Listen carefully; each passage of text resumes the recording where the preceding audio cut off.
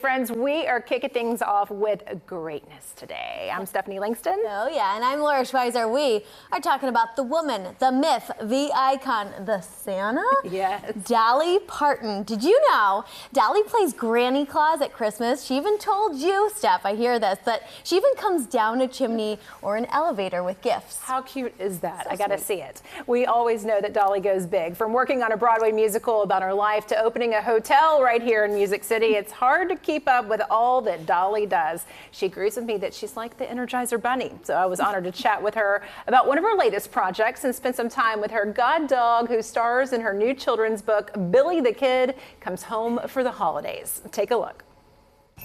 Recently named the greatest country music artist of all time. But we all know that Dolly's talents extend well beyond her timeless voice and songwriting skills. From your philanthropy work to your business endeavors, you inspire us all so much. I swear you're like the Energizer Bunny. Do you stop? I am the Energizer Bunny. Where do you get that energy from? Oh, well, I love what I do, and I think creative energy kind of stirs that up. You know, energy begets energy, as they say. But I just love what I do, and I have a very creative mind, and it's best that I direct it towards something rather than just letting it run rampant, you know. But I just enjoy creating things. I love stories, I have a big imagination. So I just keep on keeping on like the bunny. You sure do. You sure do. Your latest of many endeavors, I should say here. Of course, this children's book. We know about your love for reading with children. This stars your god dog, who's here with us, Billy the Kid. Back there in his little cage, and he's so well behaved. You know, I think he knows that he's expected to do good. Disciplined on chicken, we should mention. Well, I know he'll do anything. Just he's got a little sign back there in his doghouse says, "We'll behave for chicken. We'll work for chicken." This book, though, was actually inspired by your song "Coming Home for Christmas," which came out in, I think, 1990. Do you remember working on that song? Yes, I do, because I remember talking about Daddy and in the woodshed, and Mama, like Mama in the kitchen, and I remembered all the childhood memories of Daddy taking us all out into the woods to chop down the Christmas tree, bringing it home, and decorating it with all of the homemade ornaments and all the things before we even had electricity back in the olden days when I was young, and so I just love all the things to do with Christmas. I love the songs, I love the food, I love all the festivities and the stories and the true meaning of Christmas. I am right there with you. Well, this premise of this book is really simple but heartfelt. Billy, you feel free to come join us if you want. It's okay. Is it a depiction of your life and some of the things you have faced between family and faith? Oh, absolutely. And in this little book, the decisions you have to make, too. Like being an artist, being a star, and getting all these opportunities to do things when you really want to always be home for Christmas. Luckily, I've always been able to be home for Christmas. I've missed many other important things and holidays through the years, but faith is a big part of my life, and I think the true meaning of Christmas, the Christ Mass, as they call it, like but I'm not Catholic, but it's like it is. A lot of people don't even realize where the name Christmas comes from. It's the Christ Mass, the holding the sacred spot there. And so I think we should always, those of us that are, of the Christian faith, should always remember the true meaning of Christmas, that God wants us to have fun and have life abundantly. So I think we're allowed to have fun and be joyful, and I think that's all good at Christmas, when you eat and drink and rejoice and have all your fun things and have your little god dog with you. Right, Be Billy? merry. Oh, look at him. Ain't he the sweetest? He is such a cutie. I used to have a Frenchie, same color. Of course, Billy the Kid was an outlaw, as we know, in the 1800s. So is Billy ever bad? No, but his master is, the manager is the outlaw. He's the gunslinger.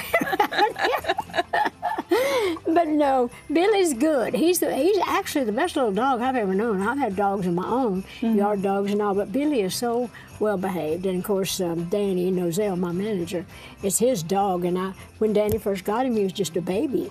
He just got attached to me, and I got attached to him. And so he's just really like my own. He really relates to me. and I just love him, and so these little stories make me happy to to use him. Yeah, of course, For the this is little a star. sequel to your New York is. Times best-selling book. We had the Billy the Kid Makes It Big. That's when he became a country music star, guitar player, and a singer-songwriter. And of course, this one, he's on tour. And he's gonna, he's promised his family he'll be home for Christmas. Intends to be. They get out on the road. And while they're out there, they get a big chance to work at the Rockefeller Center.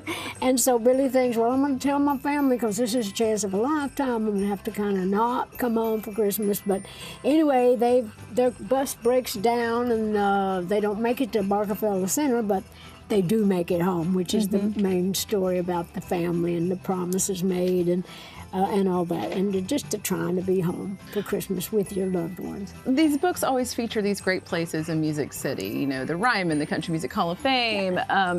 Do you ever get an opportunity to get out and enjoy some of these places in Nashville? I just enjoy being from Nashville. I used to get to do all that in the early days. It's kind of hard for me to get out now to do all that, but when I'm home, I like to be home because I get to travel so much and have through the years that I just enjoy home.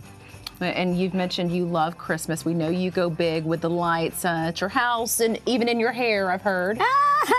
Well, yeah, I put lights in my hair. I have earrings that light up. I have my little nieces and nephews over. I'm just one of those fun girls that I like to just have fun. Fun and my girl. sweaters light up, and it's like I'll do that for the kids more than anything. But I blame it on the kids, but I enjoy it myself. Now, I've heard you play Granny Claus coming down the chimney. I have an elevator in my house, and I have the outside of it painted like a chimney, with the bricks and the flames, and when the elevator opens, then I come down the elevator like I'm coming down the chimney, and the kids are down at the bottom, and I have the Santa Claus bag with the presents in it, and I usually pick one of the littler kids to be the elf.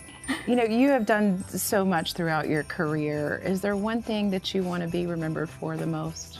Well, I want to be remembered, period. And hopefully when people do think of me, they'll think of a person that tried to do good, tried to leave some good stuff behind, and worked hard and tried to, to make life a little better. Every day I pray that God will let me glorify Him and uplift people, and to do things that might add a little more joy and a little more goodness or some more light, because it can be really hard out there. I know it bothers us all that we can't get along a little better or that there's not more real peace in the world.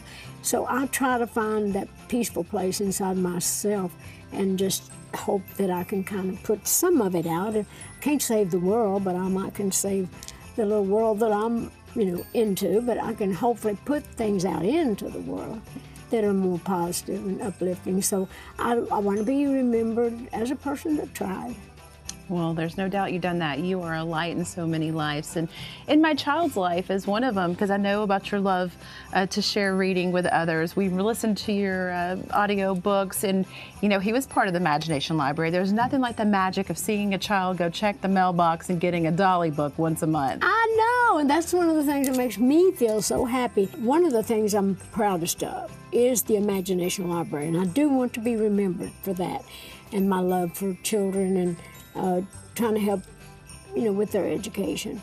Almost like that Head Start program years ago. If you can teach children to read when they're young, and teach them to love reading, I think even if you can't afford to go to college or school, there's a book out there on anything you ever want to know about. So I'm just proud that I can be a part of any of that. And the Imagination Library we started 30 years ago, and now we have given away like 250 million books. It's incredible. It's incredible. It has changed people's lives. It's taught children how to read. It has, and it's taught them to have some little excitement in their lives. Like you said, if their little name is on that book, they're going to run and get that book as soon as they're able to go to the mailbox, or if they bring it in and say, this is for you, and they'll recognize their little name. And so I think it's just important, because I started it 30 years ago on the fact that my dad couldn't read and write. And I got my dad involved in it with me, and he got to live long enough to see it doing so well. So that made me happy. And Every time I think a little kid comes up to me and says, "Thank you for the books," I think about my daddy. Do you have a favorite book? Well, one of my favorite books has always been through the years, and it's the first book we give out through the Imagination Library. It's called A Little Engine That Could. Oh, yes. And I always say that I'm a little engine that did. And I'm a good example of I think I can, I thought I could. Yeah. Yeah. So that's one of my favorite little books because it's positive, and I like to write just like these little books.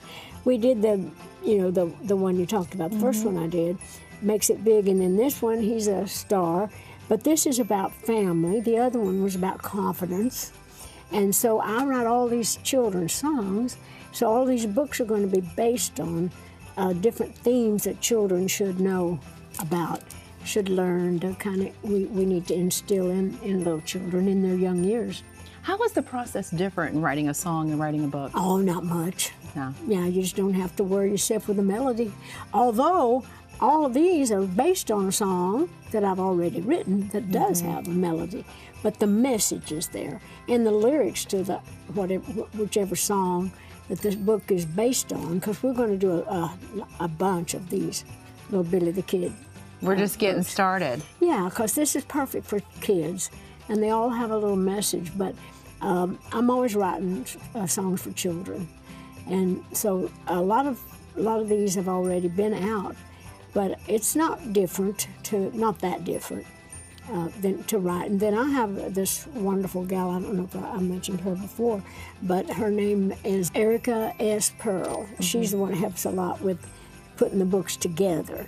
And I come up with ideas, what I want the theme to be, and we have fun coming up with all these terms like possum and the Rockefeller Center and all that.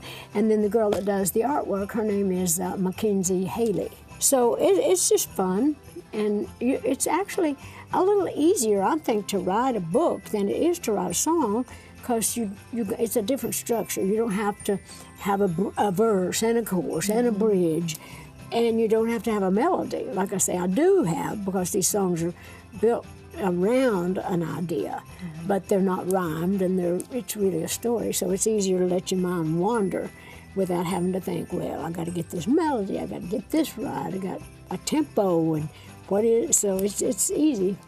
You can be freer with the book. Right. Well, thank you so much, Dolly. Oh, well, it's so thank good you. to see you. All right, you Exciting. too. All right, bye-bye.